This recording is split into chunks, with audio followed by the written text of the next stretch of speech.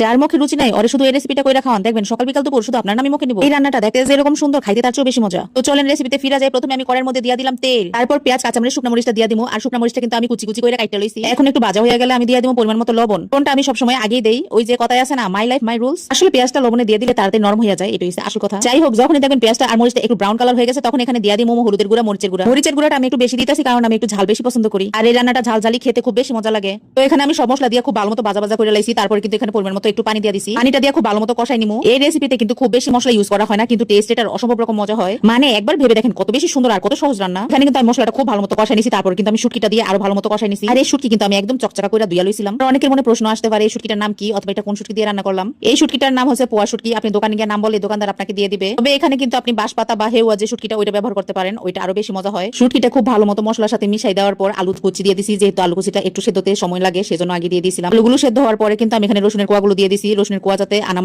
থাকে সেজন্য। মশলাগুলো ভালো মতো কষানোর পরে কিন্তু এখানে ধুয়ে রাখা পুঁই শাকগুলো আমি কুচি কুচি করে দিয়ে দিছি। দুটো দেওয়ার কারণ হচ্ছে তরকারিটা একটু মাখা মাখা হয়, মানে এই শুটকির তরকারিটা যাতে মাখা মাখা হয়। তবে আলুর পরিমাণ একদম কম দিবেন। রান্নার মাঝখানে আপনাকে একটা কথা কই, আপনাকে কার কার কাছে আমার ভিডিওগুলো ভালো লাগে তাহলে কিন্তু অবশ্যই একটা লাইক দিবেন। আর কমেন্টে জানাতে ভুলবেন না, কারণ আমি সবার কমেন্ট পড়ি। আমার কাছে অনেক বেশি ভালো লাগে কমেন্ট পড়তে। আপনারা চাইলে কিন্তু এখানে পুঁই শাকের বদলে কুমড়া শাক বা কচু শাকটাও দিতে পারেন, তবে আমার মনে হয় পুঁই শাকটা সবচেয়ে বেশি মজা লাগে।